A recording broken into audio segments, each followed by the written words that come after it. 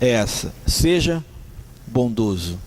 Voltando à mulher cheia de virtudes, ele fala assim: quando ela dá instruções, quando ela fala, aconselha e orienta, ela faz isso demonstrando bondade.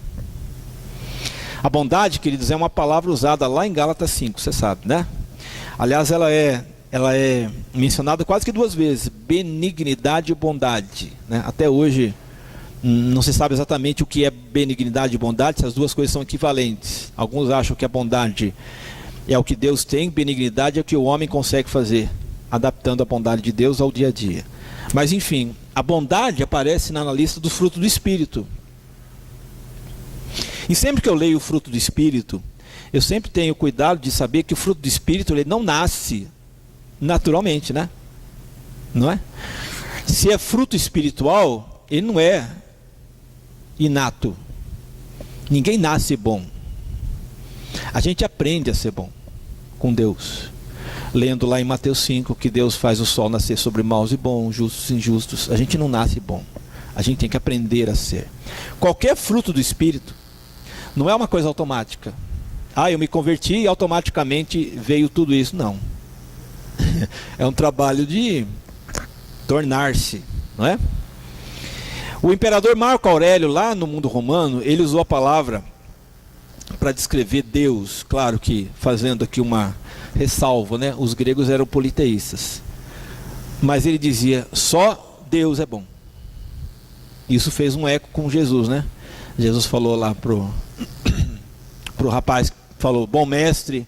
Ele disse: não, bom não, Deus, somente Deus é bom. Nas meditações, no livro, nas meditações do Marco Aurélio, ele conclui assim, que os homens deviam se perdoar porque os deuses gregos são benignos e também perdoam. Para o Marco Aurélio, só se pode falar de bondade quando a bondade, porém, é sincera. Ela é uma coisa que se escolheu fazer. Bondade não é uma coisa oral. Bondade é uma coisa do ato. Eu quero ser bom a você. Isso vem do meu coração. Um outro escritor chamado Epíteto diz que o ser humano perde a essência quando ele perde a sua capacidade de tratar bem o outro. Ele perde o elemento essencial da vida, quando ele deixa de fazer alguma coisa boa ou ser bom. E aí ele faz uma comparação. Ele diz: a gente conhece uma moeda por aquilo que está gravado nela. O valor dela está gravado e carimbado nela. Do mesmo jeito, o ser humano ama a Deus quando ele tem o carimbo na sua vida, que é o carimbo de Deus: a mansidão, a generosidade e a afeição. Aí a gente lembra do Salmo 106, né? 1. Render graças ao Senhor, por quê? Porque Ele é bom e a sua misericórdia dura para sempre. Paulo diz também na sua carta em Romanos que só existe um meio das pessoas realmente se arrependerem de coração. Qual é?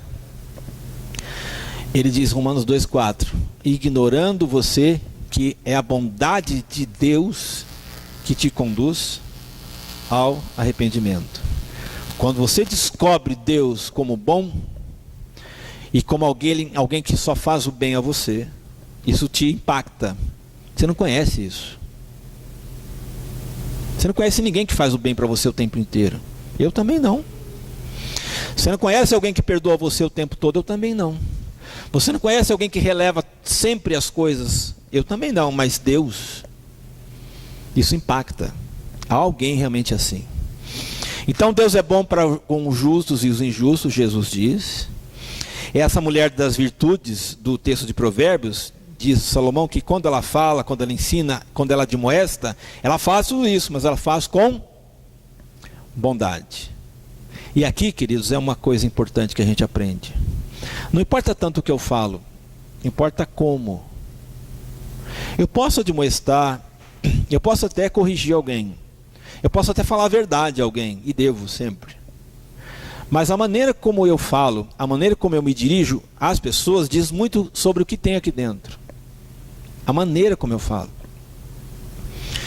Eu lembro que quando aconteceu aquela tragédia do Haiti, o último terremoto que aconteceu no Haiti, que acabou com o país, eu me lembro de uma cristã que veio conversar comigo, e ela expressou-se dessa forma: bem feito para eles. Quem mandou eles praticarem voodoo? O que me chocou nessa fala dela, não é porque ela era cristã, o que me chocou na fala dela foi ela tratar de maneira tão fria a morte de pessoas. Só porque as pessoas praticam voodoo bem feito. Quando você chega ao ponto de tratar uma tragédia desse porte com uma frieza, isso mostra que o seu coração já deixou de ter calor faz tempo, não é? Bem feito. E quanta gente se dirige aos outros e diz bem feito para você. Ora, quando você diz bem feito para alguém que está sofrendo, isso mostra que o seu coração é mau, que não tem bondade aí dentro. E esse é um risco enorme.